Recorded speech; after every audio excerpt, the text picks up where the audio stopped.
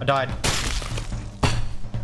Today we're speedrunning Evil Nun the Broken Mask, a game where we have to solve a bunch of puzzles while running away from an evil nun that wants to kill us. The first thing you're going to notice is the top left showing that the run is done at 30 frames per second. This is for a trick that I need to execute right at the beginning of the run as well as multiple other times during the run, so I do the whole speedrun in 30 FPS. Some runners switch back and forward, but the record for this category is pretty tight and changing frame rates costs time. I'm going to begin by selecting a new game and naming my character. I'm also going to put the game on Ghost difficulty, but I'll explain what that means and how it affects the run later. Skipping the opening cutscene, the timer begins when I gain control of my character. I immediately turn to grab this book and begin walking towards the front entrance of the dormitory. The fence door is locked, so I'm going to stand right at the corner of the fence in the dorm wall here and look at my feet. I will then repeatedly drop and pick up the book as fast as I can, which if done correctly will boost me over the wall and onto another part of the school. I have to be careful to make sure the book doesn't follow me over the wall so I can use it again later. From here, I'm going to make my way to the laundry. Backing against this wall and crouching, I line up my crosshair on a little cross of darker pixels and uncrouch. Because of how I'm positioned, I can't actually uncrouch, but my character is still trying. I now enter photo mode and zoom into the floor. Exiting photo mode and holding the back key, my character attempts to move back into the wall while standing up and it clips me into the laundry.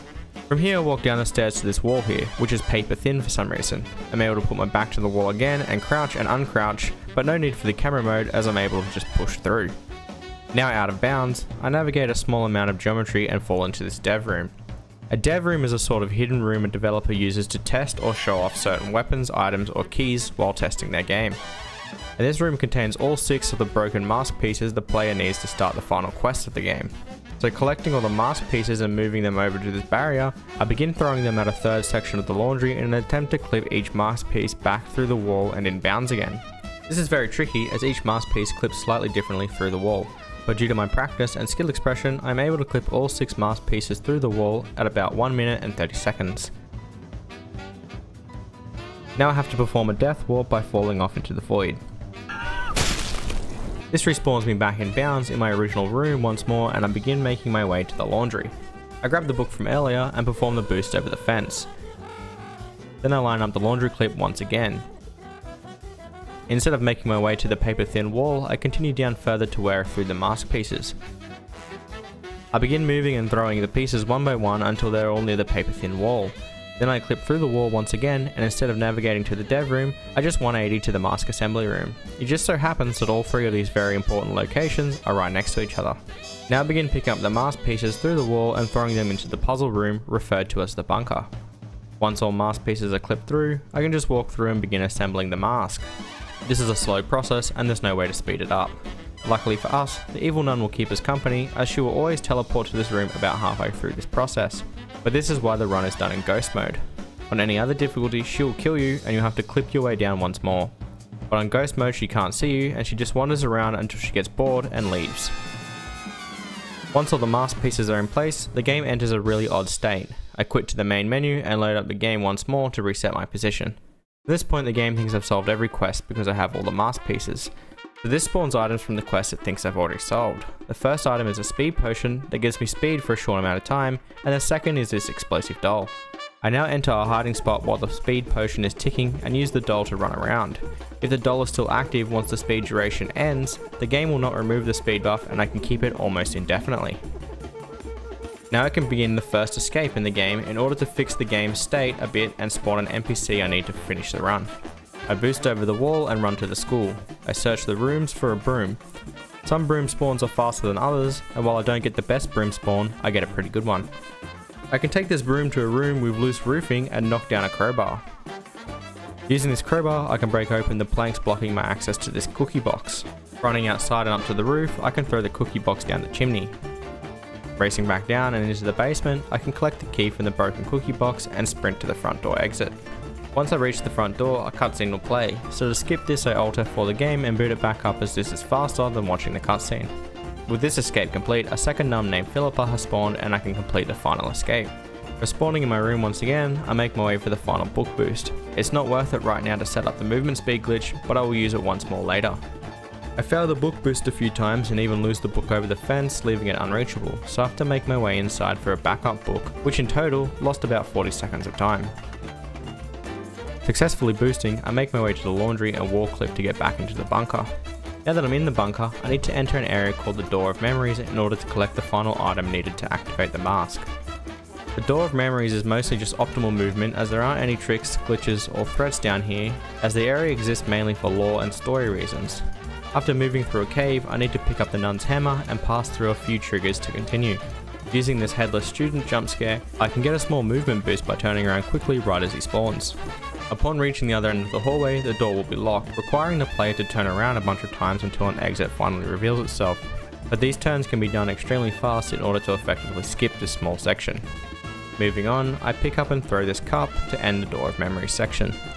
Waking up in the real world, I collect the magic Baja Blast and download the juice into the mask to power it. I can now wear the mask and enter the laundry through a vent, which is the first legitimate time you're supposed to come down here.